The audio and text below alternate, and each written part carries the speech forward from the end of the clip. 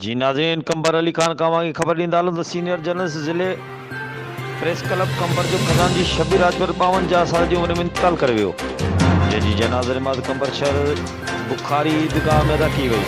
मरहूम जी जनाज़े नमाज़ में सियासी समाजी शहरी सहाफ़ी ऐं प्यारनि जो वॾो तादाद में शिरकत थी।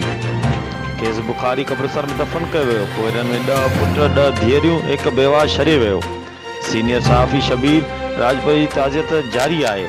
रोज़नामा मुक़दमा ब्यूरो चीफ डिवीज़न लाड़काणो लाला अख्तियार मंगी ऐं डिस्ट्रिक्ट रिपोर्टर दिलबर शाहिद ॾुख जो इज़हार कंदे चयो त सहाफ़त में हिकु खाल पैदा थी वियो आहे। असीं पोइरनि सां ॾुख में बराबरि जा शरीक आहियूं। अल्लाह उन्हनि खे सब्र जी तौफ़ीक़ अता फ़रमाए ऐं मरहूम जी मग़फ़िरत फ़रमाए। आमीन। ॾिसंदा रहो मुंहिंजी सिंध न्यूज़ चैनल लाड़काणो।